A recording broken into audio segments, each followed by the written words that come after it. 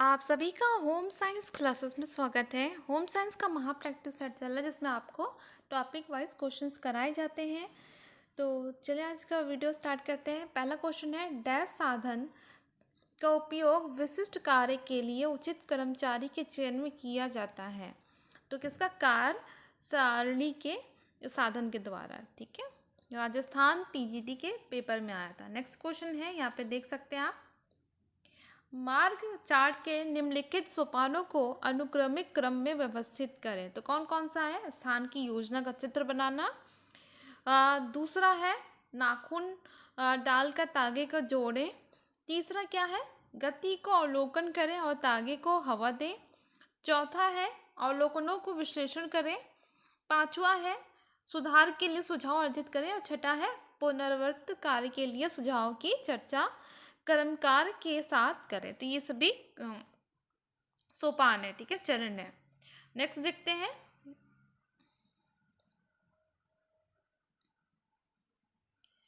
समय तथा गतिविधि की कार्य सूची तैयार करने में अपनाए जाने वाले सोपानों को सही क्रम में व्यवस्थित करें। तो किसमें? समय और गतिविधि की कार्य सूची जब आप बनाते हैं तो कौन कौन से आपको बातें ध्यान में रखनी चाहिए, कौन कौन सा आपको कदम उठाना चाहिए। तो सबसे पहले दिन भर में किए गए कार्यों को सूचीबद्ध करना। तो जितने भी दिन भर में कार्य किए उसको सूचीबद्ध करना। दूसरा है लचीले तथा आलोचपूर्ण कार्यों में वर्गीकृत करना, कौन सा आप चेंज कर सकते हैं, कौन सा आप नहीं कर सकते, जो इम्पोर्टेंट है, ठीक है, उसको अलग करना। फिर है प्रत्येक कार्य पर लगाए समय का अनुमान करना, कितना समय लग रहा है। फिर ये आपका तीसरा हो गया। चौथा क्या है? चौथा कार्य सूची का विश्लेषण करना, अच्छे से देखना समझना। पांचवा है अनुक्रमिक क्रम निर्धारित करना। छठा आपका आएगा किसी भी अतिरिक्त समय के लिए अधियोजना को समाविष्ट करना। और सबसे लास्ट में क्या आएगा? अंतिम समय और गतिविधि योजना तैयार करना। इंपॉर्टेंट सारे क्वेश्चन से यूजीसी नेट के पेपर में आया था। और यहाँ पे देख सकते हैं अभिकथन है, कार्य का सरलीकरण काम करने की अत्यधिक सरल, अत्यधिक आसान और अत्यधिक तेज विधि है। तो ये आपका बिल्कुल क्या है? सत्य है, क्योंकि कार्य सरलीकरण के द्वारा आप काम को कम समय में अच्छे से कर सके।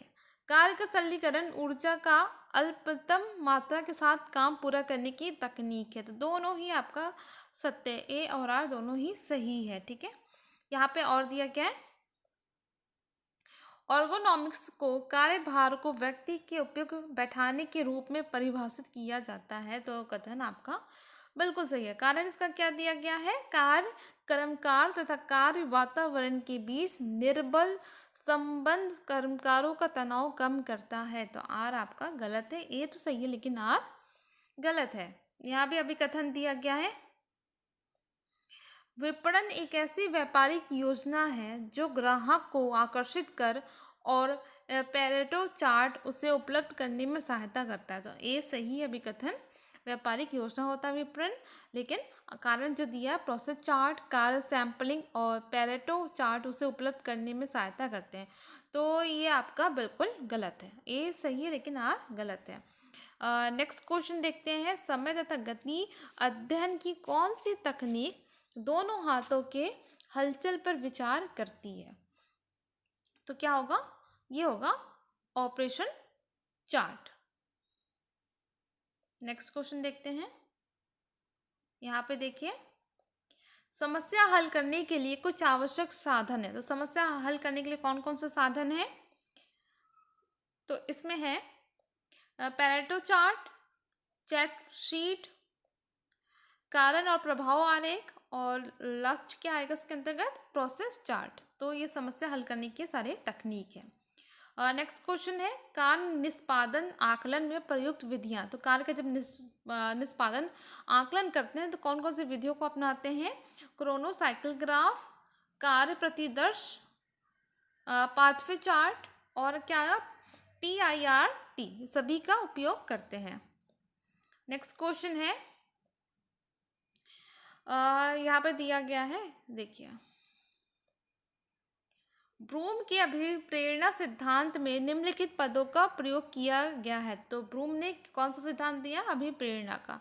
तो इसमें तो इसमें देखिए साधन परकता, वांछनीय परिणाम और प्रत्याश, और लास्ट क्या आया, संयोजकता आता है। ठीक है, इन सिद्धांतों में इसके सारे पद हैं। नेक्स्ट क्वेश्चन देखते हैं। निम्नलिखित में से क्या समय और संचालन अध्ययन के लिए कागज और पेंसिल तकनीक है? तो ये आपको पहले भी पढ़ाया गया, प्रक्रिया चार्ट आएगा, 2019 के पेपर में आया था नेट। कार्य सरलीकरण डैश कार्य विधियां दर्शाते हैं, क्या दर्शाते हैं, सर्वोत्तम कार्य विधियों को दर्शाते हैं।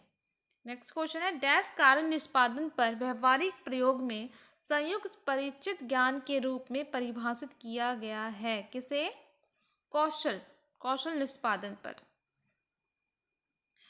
कार्य के सरलीकरण को कार्य करने की साधारणतम, सरलतम और शीघ्रतम विधि को सचेत होकर ढूंढने के रूप में परिभाषित किया जा सकता है। यह किसने कहा है, ये कथन किसका है, ये कथन निकेल एवं डार्सी का है।